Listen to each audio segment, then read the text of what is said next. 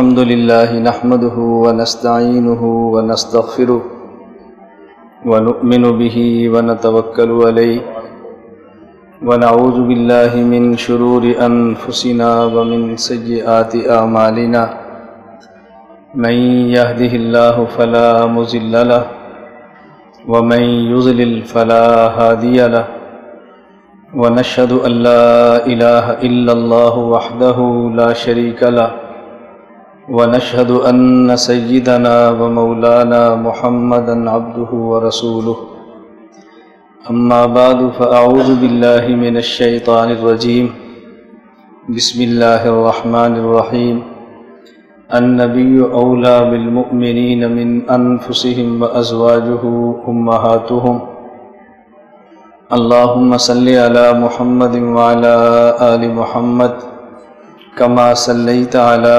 إبراهيم وعلى آل إبراهيم إنك حميد مجيد اللهم بارك على محمد وعلى آل محمد كما باركت على إبراهيم وعلى آل إبراهيم إنك حميد مجيد.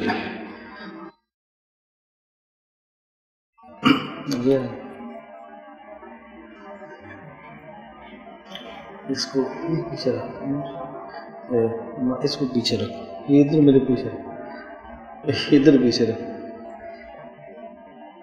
ایک کرسی ہوتی ہے نا بیان والی، ایک ہوتی ہے مہمانوں کے لیے. گاڑی کی دو سیٹیں ہوتی ہیں، ایک ڈرائیور کی اور ایک فرنٹ سیٹ. ڈرائیور کی سیٹ پیچھے سے ایسی ہوتی ہے، سواری والی ایسی ہوتی ہے.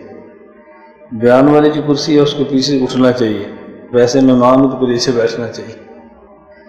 پیچھے ٹیک نہ ہو تو بندہ پیچھے گر جاتا ہے. پھر اس میں نے آپ حضرات کی خدمت میں بڑی مختصر سی تلاوت کی ہے. النبی اولا بالمؤمنین من انفسہم وازواجہ امہاتہم. اللہ رب العزت نے یہ بات ہمیں سمجھائی کہ نبی ایمان والوں کے لیے ان کی جان، ان کے مال، ان کی اولاد، ان کی عزت سب سے زیادہ عزیز ہے. النبی اولا بالمؤمنین من انفسہم. ایمان والے پیغمبر کو اپنی ہر چیز سے زیادہ معزز، محترم، مکرم اور اعلیٰ اور افضل سمجھتے ہیں. قرآن کریم کی اس آیت میں اللہ رب العزت نے بات فرمائی من انفسہم. انفس یہ نفسن کی جمع ہے جس کا معنی جان اور آدمی خود ہے، لیکن میں اس میں مال، اولاد، بچے، گھر، مکان، دکان سب کو شامل کر لوں. اس کی وجہ اگر کوئی شخص خود نہ ہو تو اس کے بچے نہیں ہوتے. اگر کسی آدمی کا اپنا وجود نہ ہو تو اس کا رہنے کا مکان نہیں ہوتا. اگر کسی شخص کی اپنی جان نہ ہو تو اس شخص کا آگے مال، کاروبار اور کچھ بھی نہیں ہوتا. آدمی خود ہے تو مال بھی ہے، اگر خود ہے تو اس کے لیے مکان بھی ہے، اگر خود ہے تو اس کے لیے بیوی اور بچے بھی ہیں. اس کا معنی یہ ہے سب کچھ انسان کی جان کے لیے ہے. آدمی اپنا مال قربان کرتا ہے، جان قربان نہیں کرتا. یعنی اگر کوئی شخص بیمار ہو اور ڈاکٹر یہ کہہ دیں کہ اپنا مکان بیچ دو، علاج کراؤ، تم ٹھیک ہو جاؤ گے، تو وہ کہ جی میں مر سکتا ہوں مکان نہیں بیچتا، ایسا کوئی بندہ نہیں ہوگا. وہ کہے گا اگر مکان بیچنے سے مجھے پیسے مل جائیں اور جان بچ جائے تو مکان بیچ دو. بندہ اس کو قربان کر دیتا ہے. آدمی ان چیزوں کو اپنی جان پر قربان کرتا ہے، لیکن اللہ رب العزت فرما رہے ہیں النبی اولا بالمؤمنین من انفسہم. مومن پیغمبر کی ذات پر اپنی جان بھی قربان کر دیتا ہے. مومن کے لیے سب سے اہم چیز یہ نبی کی ذات ہے صلی اللہ علیہ وسلم. وازواجہ امہاتہم. اور نبی کی بیویاں یہ ایمان والوں کی مائیں ہیں. اس آیت کی روشنی میں نے آپ کی خدمت میں 3 مسئلے پیش کرنے ہیں. پہلا مسئلہ، نبی جسم کا نام ہے جس میں روح ہے، یا نبی صرف روح کو کہتے ہیں؟ میں بعض باتیں ایسی بیان کرتا ہوں کہ آپ کی مسجد والے کہیں گے اس کی کیا ضرورت ہے؟ آپ کو اس کی ضرورت تب آنی ہے جب کوئی بندہ اس مسئلے پر ڈسکس کرے گا نا، تو پھر آپ کو ضرورت آنی ہے، اور اس وقت بتانے والا بندہ کوئی نہیں ہوتا۔ میں ایک بات ہمیشہ اپنے حضرات کی خدمت میں عرض کرتا ہوں، اپنا مسئلہ، اپنا عقیدہ، اپنا دین اپنی مسجد میں بیان کرتے رہیں۔ کسی کی مخالفت، کسی کی تردید، کسی کی تنقیص، کسی کے خلاف گفتگو یہ نہ کریں، لیکن اپنا مسئلہ اپنی مسجد میں مسلسل سمجھاتے رہیں۔ اگر اپنی مسجد میں اپنا مسئلہ نہیں سمجھائیں گے تو پھر آپ کو الجھنیں کب پیدا ہوں گی؟ ہمارا بیٹا ہماری مسجد میں ہے، ہم اس کو حضور اکرم صلی اللہ علیہ وسلم کی ختم نبوت نہیں سمجھاتے، ہم اس پہ دلائل نہیں دیتے، شکوک و شبہات ختم نہیں کرتے۔ وہی لڑکا کل کالج میں جاتا ہے، کسی کے ہتھے چڑھ جاتا ہے، اسی کے والد پھر پریشان ہوتے ہیں، پھر مسجد کے مولانا صاحب سے کہتے ہیں جی ہمارا بیٹا پتہ نہیں کس سے ملا ہے، پتہ نہیں کیا سنا ہے، مولانا صاحب ذرا اس کو سمجھائیں۔ اور یہی بات مسجد میں بیان کرتے رہتے تو کبھی بھی وہ نوجوان تبدیل نہ ہوتا۔ اپنی نسل کو سنبھالنا یہ از حد ضروری ہے۔ ہم اسلام بھی سمجھائیں اور ہم اپنی پاکستانیت بھی سمجھائیں کہ ہماری قوم کیا ہے، ہم لوگ کون ہیں، ہمارا تعلق کس سے ہے، یہ ہمیں سمجھانا چاہیے۔ یہ بات اچھی طرح ذہن نشین فرمائیں۔ جب ہم نہیں سمجھاتے نا عجیب عجیب الجھنیں پیدا ہوتی ہیں، عجیب عجیب۔ اب میرا عنوان یہ نہیں میں سب باتوں کو کھولوں۔ ہمارے ہاں کہتے ہیں جی قوم، ایک مسئلہ چلتا ہے، قوم وطن سے بنتی ہے یا قوم دین سے بنتا ہے، قوم مذہب سے بنتی ہیں یا قوم اوطان سے بنتی ہیں۔ مولانا حسین احمد مدنی رحمۃ اللہ علیہ دارالعلوم دیوبند شیخ الحدیث سے، وہ فرماتے تھے کہ قومیں یہ وطنوں سے بنتی ہیں، دین سے نہیں بنتی۔ پاکستانی الگ قوم ہے، ہندوستانی الگ قوم ہے۔ اچھا، جو لوگ ان کو گالیاں دیتے تھے، اگر آپ کے پاس شناختی کارڈ موجود ہے تو آپ شناختی کارڈ کھول کے دیکھ لیں، اس میں لکھا ہوگا قومیت۔ کیا لکھا ہے؟ آگے کیا لکھا ہے؟ اسلام یا پاکستان؟ جی پاکستان لکھا ہوا ہے۔ قومیت آپ کی کیا ہے اور دین کیا ہے؟ اسلام۔ اب اس کا معنی کہ آپ نے مان لیا ہے کہ قومیت وطن سے بنتی۔ مولانا حسین احمد مدنی کو گالیاں بھی دے رہے ہیں اور اپنے شناختی کارڈ پہ لکھ بھی رہے ہیں کہ قومیت وطن سے بنتی۔ یہ عجیب بات ہے۔ میں اس لیے گزارش کرتا ہوں کہ ہم اپنے اکابر کی یا اپنے بزرگوں کی باتیں نہیں سمجھتے۔ ہم مسلمان ہیں، ہماری مسجد عبادت کے لیے ہے، ہماری مسجد دین کے لیے ہے، ہماری مسجد قرآن کریم کے لیے ہے، حدیث پاک کے لیے ہے، فقہ کے لیے ہے، شریعت کے لیے ہے، اور اس کو سمجھنے کی سب سے بہترین جگہ مسجد جیسی پاکیزہ جگہ ہے۔ النبی اولا بالمؤمنین۔ پہلا مسئلہ یہ سمجھیں کہ نبی کسے کہتے ہیں، یہ ذہن میں رکھ لیں۔ نبی اس جسم کو کہتے ہیں جس میں روح ہوتی ہے۔ نبی وہ جسم ہے جس پر وحی آتی ہے، وہ سب طریقے اپنی جگہ پر ہیں، لیکن نبی جسم ہے جس پر وحی آتی ہے اور اس جسم میں روح ہوتی ہے۔ النبی اولا بالمؤمنین من انفسہم۔ اس پر دلیل آپ یاد کریں، رسول اکرم صلی اللہ علیہ وسلم کو مشرکین مکہ قتل کرنا چاہتے تھے۔ جس رات انہوں نے گھیراؤ کیا، آج رات کو مار دیں گے، آپ پر وحی آئی، حضرت علی المرتضیٰ کو اپنے بستر پہ لٹایا، ابو بکر صدیق کو لیا تو مدینہ چلے گئے۔ اب دیکھو یہ مشرکین مکہ رسول اکرم صلی اللہ علیہ وسلم کے جسم کو ختم کرنا چاہتے تھے یا آپ کی روح کو ختم کرنا چاہ رہے تھے؟ جی بولو۔ جسم کو ختم۔ حضرت علی جس جگہ لیٹے تھے وہاں حضور پاک کا جسم تھا نا، اور صدیق اکبر نے جس کو لے کر مدینہ کا رخ کیا، اپنے کندھوں پر بٹھایا، وہ روح نبوت تھی، جسم نبوت، وہ جسم نبوت۔ آگے فرمایا وَأَزْوَاجُهُ أُمَّهَاتُهُمْ، نبی کی بیویاں یہ ایمان والوں کی مائیں ہیں۔ اب نبی کی بیوی ایمان والوں کی ماں ہے، نبی شوہر اور ازواج مطہرات آپ کی بیویاں، یہ خامد اور بیوی کا جو تعلق ہے یہ روح کا روح سے تعلق نہیں ہوتا، یہ جسم کا جسم سے تعلق ہوتا ہے۔ اس کا معنی یہ پیغمبر کی بیویاں جس نبی کی بیویاں ہیں وہ نبی جسم مبارک، جسم اطہر و پاکیزہ جسم ہے۔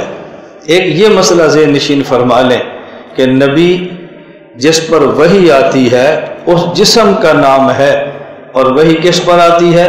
فَإِنَّهُ نَزَّلَهُ عَلَىٰ قَلْبِكَ، اے پیغمبر ہم وحی آپ کے دل پر نازل کرتے ہیں۔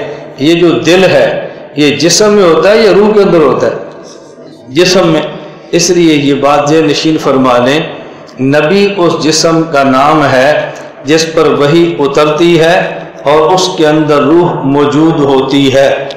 النبی اولیٰ بالمؤمنین من انفسہم وازواجہ امہاتہم۔ دوسرا مسئلہ یہ سمجھیں، پیغمبر کی بیویاں یہ ایمان والوں کی مائیں ہیں۔ قرآن کریم نے بتا دیا اور ہم نے مان لیا۔ شریعت اس چیز کا نام ہے، سمجھ آئے تب بھی مانے، سمجھ نہ آئے تب بھی مانے، لیکن اگر کوئی سمجھائے تو سمجھنا چاہیے کہ اس مسئلے کی حکمت کیا ہے۔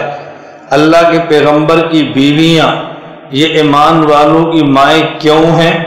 ماں ہونے کی وجہ اس لیے کہ رسول اکرم صلی اللہ علیہ وسلم کی بیوی ہیں۔ اگر پیغمبر کی بیوی یہ امت کی ماں ہے، اس کا معنی خود نبی امت کے باپ ہیں۔ نبی امت کا باپ ہو تو نبی کی بیوی امت کی ماں بنتی ہے، اگر نبی امت کا باپ نہ ہو تو نبی کی بیوی امت کی ماں نہیں بنتی۔ نبی امت کے باپ ہیں تو سوال یہ ہے کہ امت کے باپ کیوں ہیں؟ باپ ہونے کی وجہ کیا ہے؟ روحانی باپ کیوں ہے؟ اب یہ بات سمجھیں کہ دنیا میں دو قسم کے لوگ ہوتے ہیں، ایک وہ جو ایمان لاتا ہے، ایک وہ جس پر ایمان لاتا ہے۔ ایک وہ جو کلمہ پڑھتا ہے، ایک وہ جس کا کلمہ پڑھتے ہیں۔ ایک بندہ وہ جو ایمان لائے، ایک وہ جس پر ایمان لائے۔ جس پر ایمان لائے ایمان اس کا بھی ہے، جو ایمان لائے ایمان اس کا بھی ہے، لیکن دونوں کے ایمان میں فرق یہ ہے کہ جس پر ایمان لایا جائے اس کا ایمان اصل ہوتا ہے، اور جو ایمان لاتا ہے اس کا ایمان نسل ہوتا ہے۔ یعنی جو ایمان لاتا ہے اس کا ایمان اس کے ایمان سے نکلتا ہے کہ جس پر آپ ایمان لاتے ہیں، تو جس پر ایمان لائیں اس کا ایمان اصل ہے، اور جو ایمان لائے اس کا ایمان نسل ہے۔ اصل کو باپ کہتے ہیں، نسل کو اولاد کہتے ہیں۔ نبی پر ایمان لایا جاتا ہے، امت ایمان لاتی ہے، تو نبی کا ایمان اصل ہے، امت کا ایمان نسل ہے۔ اصل کو باپ کہتے ہیں، نسل کو اولاد کہتے ہیں۔ نبی کا ایمان باپ کی طرح ہے، امت کا ایمان اولاد کی طرح ہے۔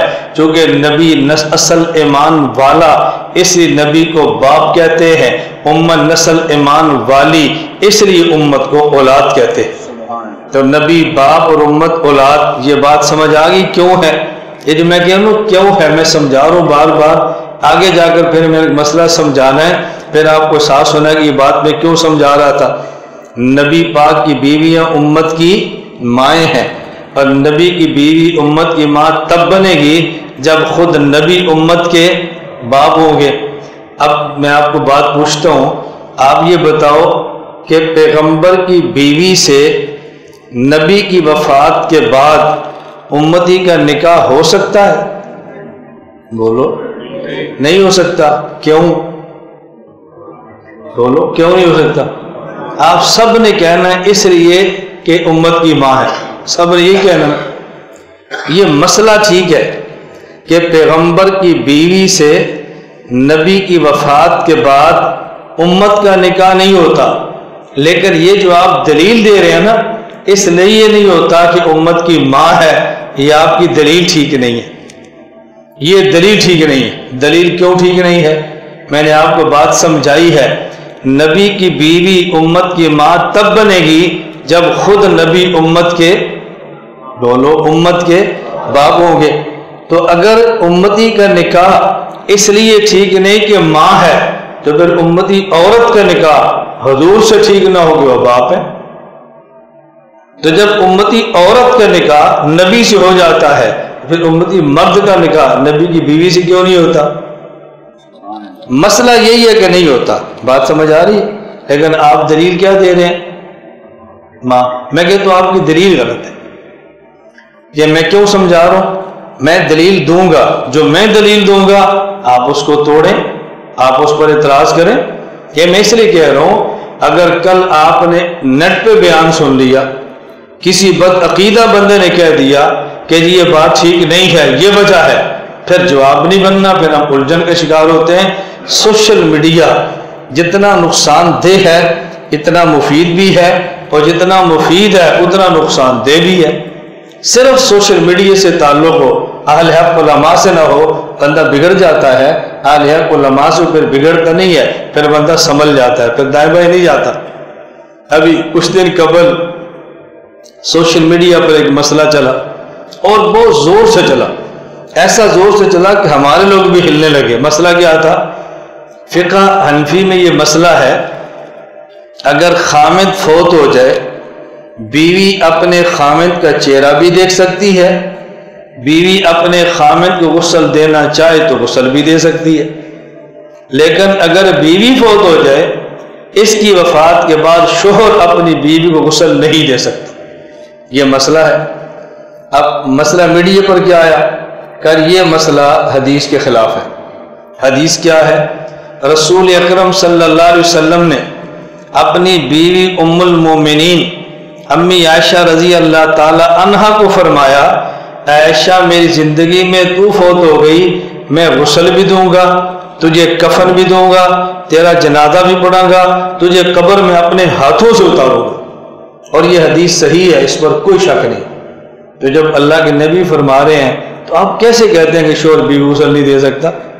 آپ بتاؤ یہ ہمارا مسئلہ حدیث کے خلاف ہے یا نہیں؟ حدیث بھی ٹھیک ہے۔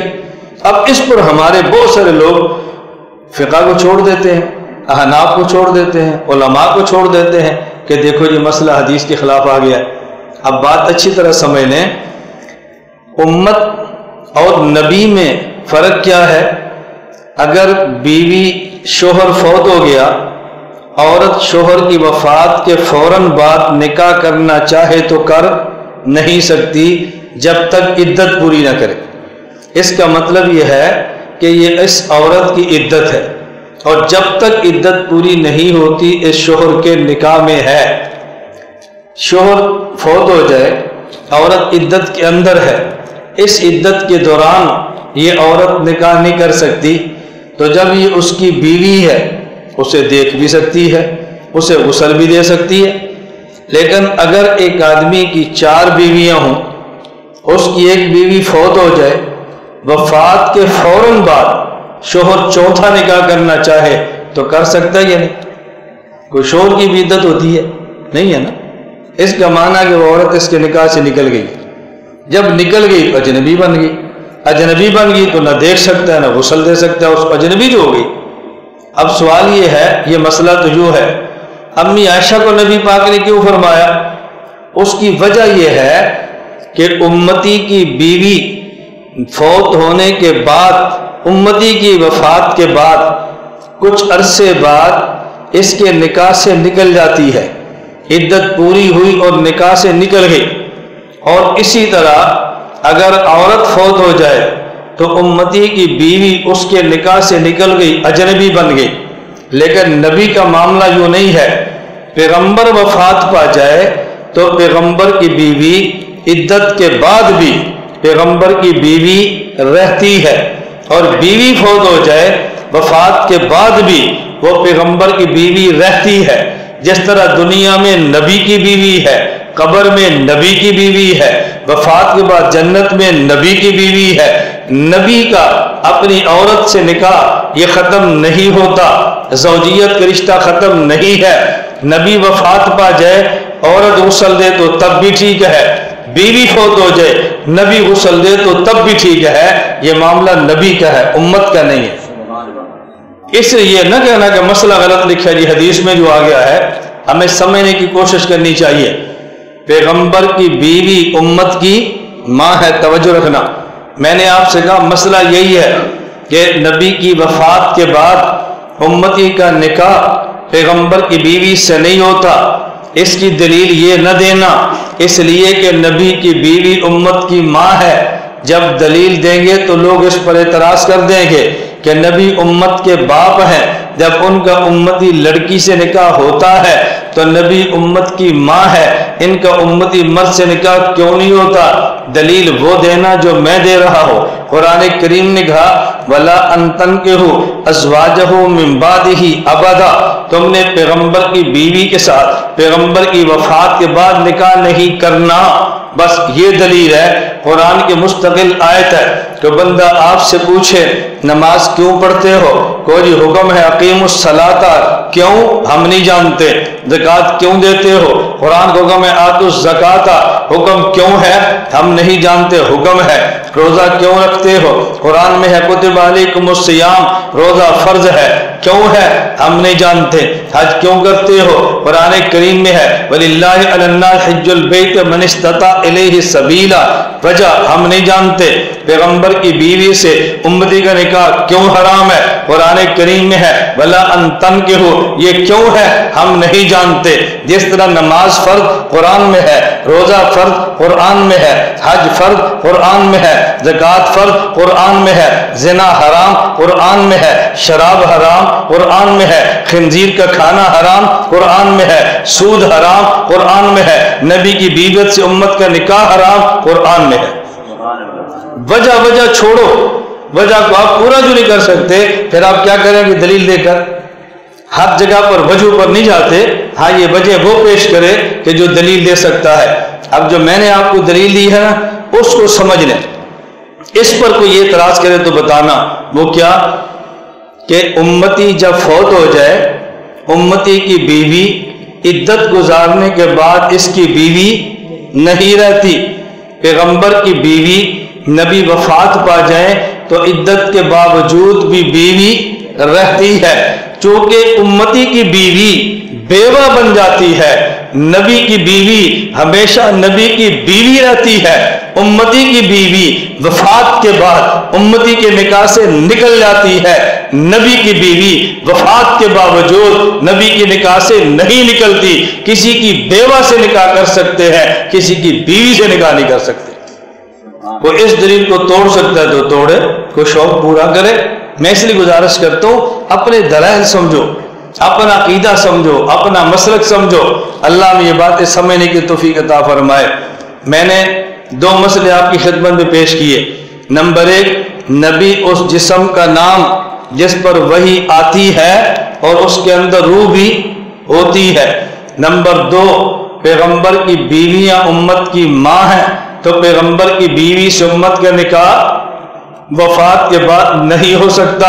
کیوں نہیں ہو سکتا بتاؤ، کیوں نہیں ہو سکتا؟ اس لیے کہ وفات کے بعد بھی نبی کی بیوی رہتی ہیں۔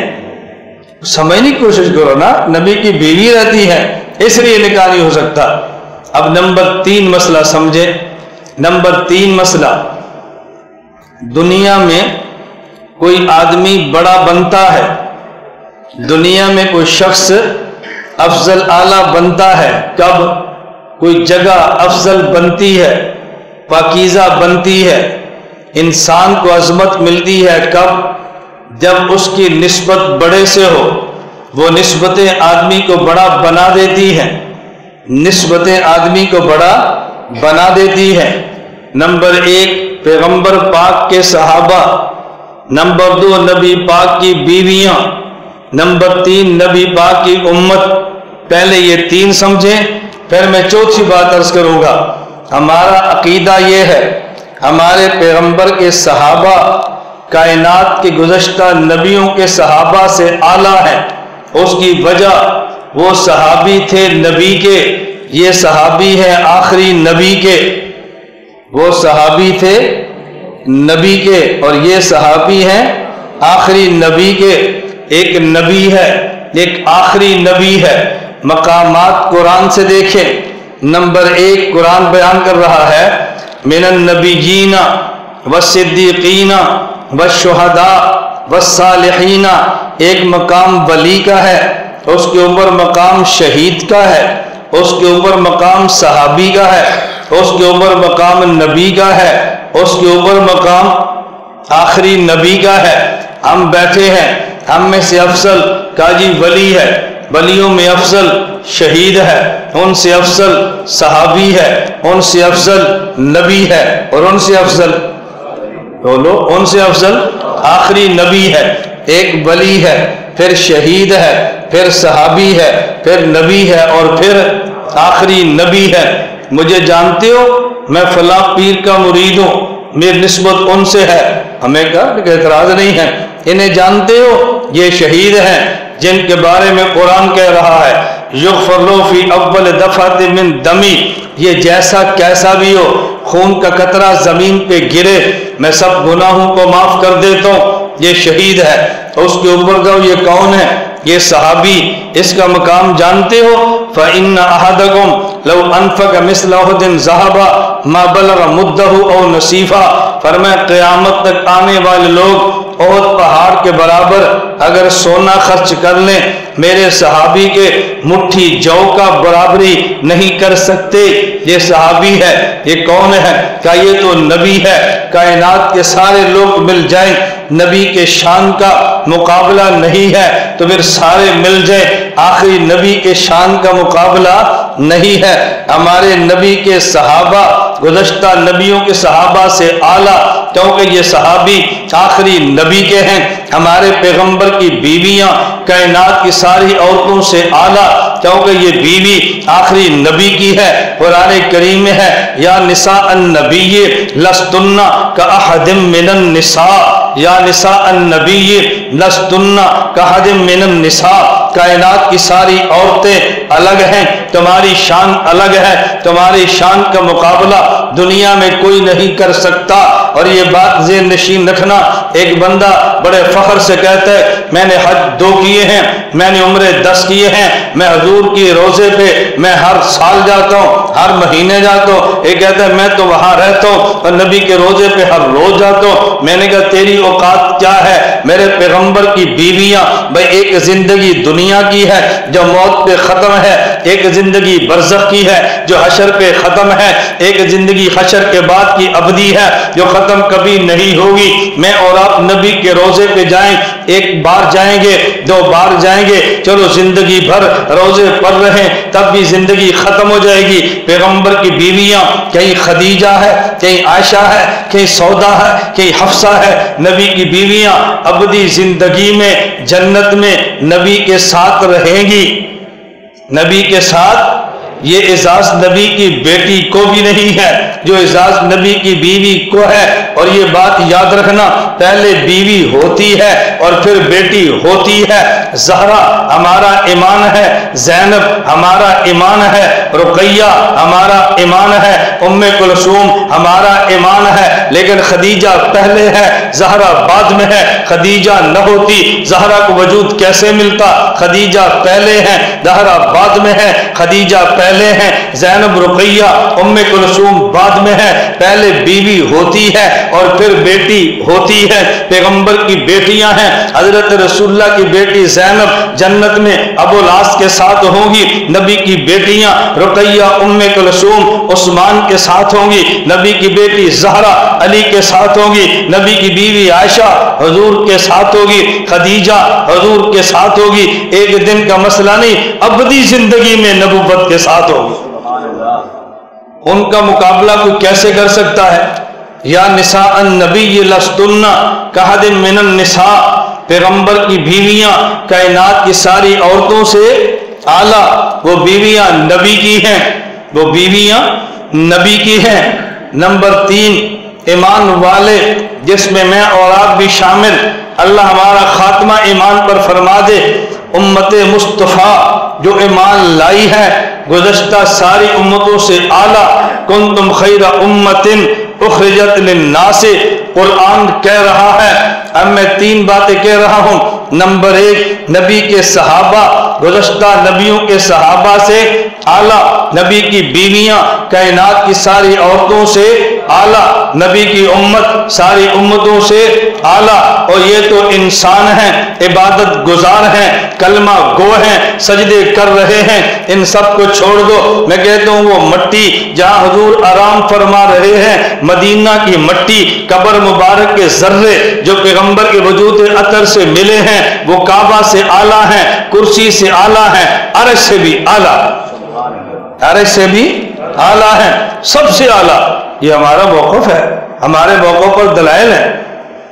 عام آدمی کو الجھن کیوں ہوتی ہے کہ جی عرش سے اعلیٰ، بندے کو الجھن ہوتی ہے عرش سے اعلیٰ، الجھن کیوں ہے؟ یہ بندہ سمجھتا ہے کہ شاید اللہ چونکہ عرش پر ہے تو عرش اعلیٰ ہوگا۔ یہ بنیاد غلط، اللہ عرش پہ نہیں ہے، اللہ ہر جگہ پر ہے۔ اللہ بولو، اللہ ہر جگہ، اللہ ہر جگہ پر ہے، اللہ ہر جگہ پر ہے۔ اور کائنات میں جگہ اعلیٰ کون سی ہے؟ وہ جگہ اتنی اعلیٰ جتنی اللہ کی تجلیات پڑھیں، اور تجلیات الہیہ جس قدر رسول اللہ صلی اللہ علیہ وسلم کے وجود اطہر پہ پڑتی ہیں، اس قدر تجلیات الہیہ کہیں اور نہیں پڑتی۔ تو جو تجلیات نبی کے وجود اطہر پہ آ رہی ہیں، قبر مبارک کی مٹی کے ذرے جو وجود اطہر سے ملے ہیں، ان پر وہ تجلیات بھی آ رہی ہیں۔ جب جسد اطہر عرش سے اعلیٰ، جو مٹی کے ذرے وجود سے ملے وہ بھی عرش سے اعلیٰ، تجلیات الہیہ جس قدر یہاں ہیں اسی قدر کسی اور جگہ نہیں ہے۔ ہمارا عقیدہ تو یہ ہے، ہم تو یہاں تک رسول اکرم صلی اللہ علیہ وسلم کی ادب، عزت، احترام کی بات کرتے ہیں، اور کسی کے لیے نہیں، اپنے لیے، کسی کی وجہ سے نہیں، اپنے عقیدے کی وجہ سے پیش کرتے ہیں کہ پیغمبر کے وجود اطہر سے مٹی کے ذرے جو ملے وہ کعبہ سے، بولو کعبہ سے اعلیٰ ہے۔ اب ایک شخص کہنے لگا، یہ فضائل اعمال مولانا زکریا نے لکھا ہے، قبر مبارک کے مٹی کے ذرے جو وجود اطہر سے ملے وہ کعبہ، تو پھر تمہیں چاہیے جب نماز پڑھو تو منہ کعبہ کی طرف نہ کرو، قبر مبارک کی طرف کرو، کیونکہ یہ کعبہ سے اعلیٰ ہے۔ ہمارے ساتھی پھر پریشان ہو جاتے ہیں، یہ کیا بن گیا، یہ کیا بن گیا؟ میں نے کہا بنا کچھ بھی نہیں ہے بھائی، اعتراض تم اس لیے کرتے ہو کہ جو جگہ اعلیٰ ہے ادھر منہ کرنا چاہیے۔ ہم اس مٹی کو کعبہ سے اعلیٰ سمجھتے ہیں، ہمیں کعبہ کی طرف منہ کرنا چاہیے۔ میں نے کہا اگر یہ بنیاد ہے، ہم آپ سے پوچھ لیتے ہیں آپ کے اعلیٰ کیا ہے جگہ، کون سی جگہ؟ کیا جی ہمارے ہاں تو عرش اعلیٰ ہے، کعبہ سے عرش اعلیٰ۔ تو میں نے کہا جب اعتراض تب تھا آپ نماز پڑھتے منہ عرش کی طرف فرما لیتے، اور پھر ہمیں کہتے تم کعبہ کی طرف منہ کیوں نہیں کرتے؟ دیکھو جسے ہم نے اعلیٰ سمجھا ادھر منہ ہم کرتے ہیں، جس کو اعلیٰ تم سمجھتے ہو ادھر منہ تم کرو۔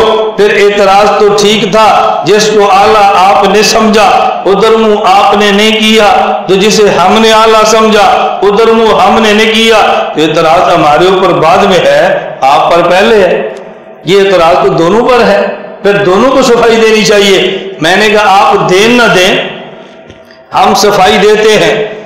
ایک ہے عبادت اور ایک ہے عقیدت، ایک ہے عبادت اور ایک ہے عقیدت۔ عبادت کی وجہ سے عقیدت کا رخ نہیں بدلتے، اور عقیدت کی وجہ سے عبادت کا رخ نہیں بدلتے۔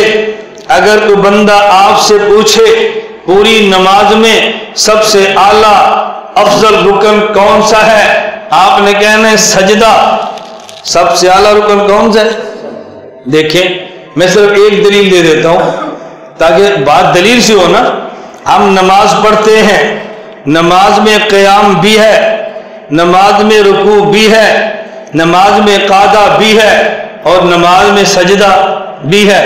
جہاں قیام کریں، عربی میں قیام کی جگہ کو مقام کہتے ہیں، جہاں رکوع کریں رکوع کی جگہ کو مرکع کہتے ہیں، جہاں قعدہ کریں اس جگہ کو مقعد کہتے ہیں، اور جہاں سجدہ کریں اس جگہ کو مسجد کہتے ہیں۔ آپ قیام بھی کرتے ہیں، رکوع بھی کرتے ہیں، قعدہ بھی کرتے ہیں، سجدہ بھی کرتے ہیں، لیکن جگہ کا نام مسجد۔ کیوں؟ نماز میں جو سب سے رکن اعظم ہے نا اس کی طرف نسبت ہو رہی ہے، تو جگہ کا نام کیا ہے؟ مسجد۔ میں نے ایک دلیل دی ہے کہ سب سے اعلیٰ رکن کعبہ ہے، سجدہ ہے۔ اب پوچھے بھی نماز سے میں سب سے اعلیٰ رکن کون سا ہے؟ وہ جی سجدہ۔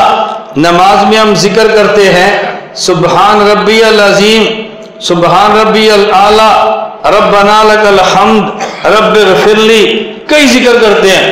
بھئی ان اذکار میں سب سے اعلیٰ ذکر کا جی قرآن ہے، الحمدللہ رب العالمین۔ اور جب اعلیٰ رکن سجدہ ہے اور اعلیٰ ذکر قرآن ہے تو یہ اعلیٰ ذکر اعلیٰ رکن سجدے میں کرو نا، کہا جی نہیں یہ تو قیام میں کریں گے۔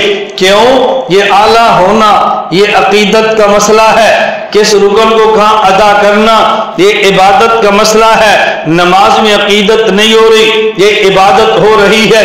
اس لیے اگرچہ اعلیٰ سجدہ ہے، اعلیٰ رکن قرآن ہے، تو عقیدت کا تقاضا یہ تھا قرآن سجدے میں پڑھتے، لیکن چونکہ عبادت یہ حکم خدا ہے، طریقہ مصطفیٰ ہے، ہمیں حکم یہ ملا کہ تم نے قرآن قیام میں پڑھنا ہے۔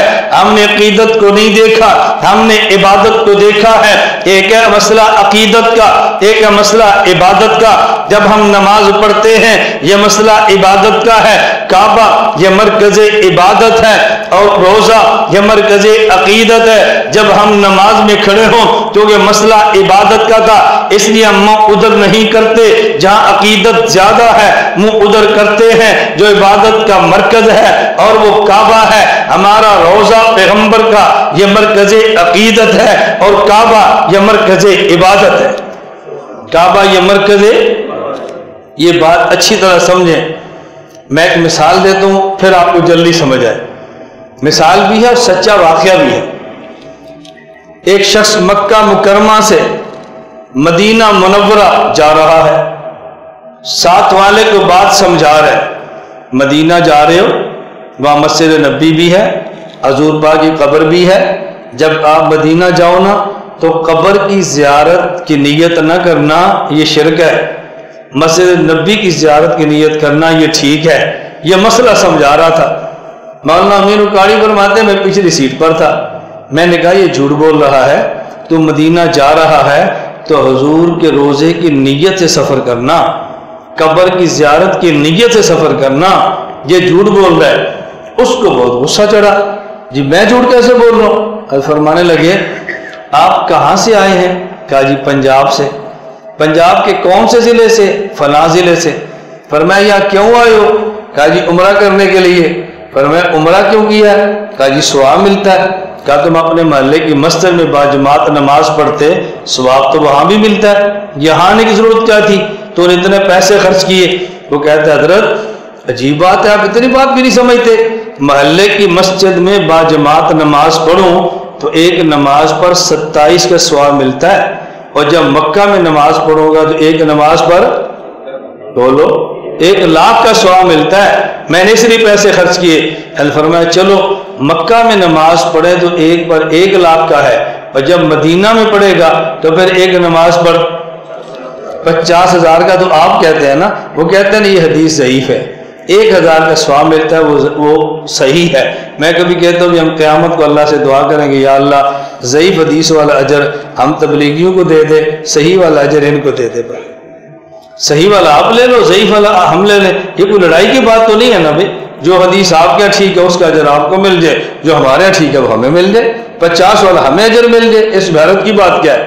حضرت فرمانے لگے، وہ کہنے لگا جی مسجد نبی میں نماز پڑھیں تو ایک نماز پر 1,000 کا اجر ہے۔ مولانا فرمانے لگے مجھے نہیں بات سمجھ آئی، مجھے بات نہیں سمجھ آ رہی، بھئی تو پنجاب کے فلاں شہر سے یہاں اس لیے آیا اور پیسہ خرچ کیا کہ ثواب زیادہ ملتا ہے، تو وہاں سے پیسہ خرچ کر کے آیا کہ یہاں ثواب زیادہ ملتا ہے۔ اب تو پیسہ خرچ کر کے مدینہ جا رہے، جہاں ثواب تھوڑا ملتا ہے. تو جب ثواب زیادہ لینا تھا تو پھر تو مدینہ نہیں جانا چاہیے تھا نا، پھر تو مکہ ہی رہتا. اب اس کو جواب نہیں آیا، پھنس گیا. حضرت فرمانے لگے اس کا معنی یہ ہے ہم جو مکہ سے مدینہ جاتے ہیں یہ مسئلہ ثواب کا نہیں ہے، یہ مسئلہ عقیدت کا ہے. اگر ثواب چاہتے تو مکہ میں رہتے. ہم مکہ چھوڑ کے مدینہ اس لیے جاتے ہیں، مدینہ ایک ایسی ذات ہے جو مکہ میں نہیں ہے، اور وہ ذات محمد مصطفیٰ صلی اللہ علیہ وسلم. عقیدت کا معاملہ الگ ہوتا ہے، عبادات کا معاملہ الگ ہوتا ہے. ہم عقیدت بھی نہیں چھوڑتے، ہم عبادت بھی نہیں چھوڑتے. اتنی بات آپ کو سمجھ آ گئی؟ جس چیز کی نسبت جتنی اعلیٰ ہو اتنی وہ چیز بھی اعلیٰ ہو جاتی ہے. ہمارا آج کا یہ مختصر سا پروگرام یہ بیان کی مجلس بھی ہے اور ذکر کی مجلس بھی ہے. ذکر کس کا کریں گے؟ بولو. اللہ کا. کائنات میں سب سے اعلیٰ کون ہے؟ اللہ. تو ذکر اعلیٰ کن کا ہوگا؟ اللہ کا. ہمیں عجیب بات ہے، قرآن پڑھیں گے شک نہیں ہوتا، نعت سنیں گے شک نہیں ہوگا. اچھا، اور جب ذکر کی مجلس ہوگی پھر شک ہونا شروع ہو جائے گا، یہ پتہ نہیں بدعت ہے کہ سنت ہے، پتہ نہیں جائز ہے کہ ناجائز ہے. ذکر کس کا؟ اللہ کا نام لینا. پتہ نہیں سنت ہے کہ پتہ نہیں بدعت ہے، پتہ نہیں جائز ہے کہ پتہ نہیں گناہ ہے. یہ مجھے سمجھ نہیں آتی کہ آپ کو شک کیسے ہونا شروع ہو جاتا ہے، یہ شک کیسے ہونا شروع ہوتا ہے. اللہ ہمیں یہ بات سمجھنے کی توفیق عطا فرمائے. حدیث پاک میں ہے قیامت کے دن اللہ رب العزت فرمائیں گے کہ آج دنیا دیکھ لے گی من اہل الکرم. یہ کرم والے کون ہیں؟ اہل عزت والے کون ہیں؟ پوچھا یا رسول اللہ من اہل الکرم، یہ عزت والے کون ہیں؟ اللہ کے نبی نے فرمایا اہل مجالس ذکر فی المساجد، مسجد میں ذکر کرنے والے یہ کائنات قیامت کے دن سب سے اعلیٰ ہوں. یہ ان کو عزت جو خدا وہاں دے گا تب ہم حسرت کی نگاہ سے دیکھیں گے اے کاش ہم بھی ذکر کر لیتے، اے کاش ہم بھی ذکر کرتے. تو ذکر کی مجلس کو اعلیٰ اور افضل سمجھ کے ادا کیا کریں اور کبھی الجھن کے اندر مبتلا نہ ہوا کریں. اللہ کا نام لیں اور جھجکے، اللہ کا نام لیں اور جھجکے، اللہ کا نام لیں اور پھر بندہ جھجکے، یہ ہماری سمجھ سے بالا ہے. میں نے آپ کی خدمت میں جو پورا بیان کیا وہ تو آپ ذہن نشین فرما لیں گے نا. میں نے کتنی باتیں بیان کی ہیں؟ 3. نمبر 1، نبی اس جسم کا نام ہے جس پر وحی آتی ہے اور روح اس میں ہوتی ہے. مسئلہ سمجھ آ گیا؟ اب یہ جو آپ سمجھیں گے نا کبھی وقت پر آپ کو پتہ چلے گا کہ میں نے آپ کو کیا بات سمجھ آئی ہے جب واسطہ پڑتا رہے گا. نمبر 2، پیغمبر کی بیویاں امت کی مائیں ہیں اور نبی کی بیوی سے امت کا نکاح نہیں ہوتا. اس کی وجہ جی قرآن کا حکم ہے، قرآن کا حکم ہے نکاح نہیں ہوتا بس. باقی وہ نبی کی بیوی اور بیوی کسی کی بیوی سے نکاح کیسے ہوگا؟ بھائی کسی کی بیوی سے نکاح تب ہوگا نا جب اس کے نکاح سے نکلے گی. پیغمبر کی بیوی وفات کے بعد نبی کے نکاح سے نکلتی نہیں ہے تو پھر شادی کیسی ہوگی؟ کسی کا نکاح نہیں ہو سکتا. نمبر 3، تیسری بات میں نے کیا بتائی کہ نبی پاک صلی اللہ علیہ وسلم کے صحابہ گزشتہ نبیوں کے صحابہ سے اعلیٰ، حضور کی بیویاں کائنات کی ساری عورتوں سے اعلیٰ، حضور کی امت ساری امتوں سے اعلیٰ. نمبر 4، وہ جگہ جہاں حضور آج ہیں اور مٹی کے ذرے وجود اطہر سے ملے ہیں وہ مٹی کے ذرے کعبہ سے اعلیٰ، کرسی سے اعلیٰ اور عرش سے اعلیٰ. بس یہ 4 باتیں یاد رکھ لیں. میں بہت لمبا بیان نہیں کیا کرتا، مختصر کرتا ہوں اور پھر آخر میں یاد کراتا ہوں کہ آج بیان کیا ہوا ہے. سارا بیان نہ یاد رہے، کم از کم خلاصہ تو آپ کے ذہن میں رہے آج ہم نے کیا بیان سنا ہے. اور آخر میں مختصر ذکر کی مجلس اور پھر دعا. اللہ ہم سب کو عمل کرنے کی توفیق عطا فرمائے. درود شریف پڑھ لیں.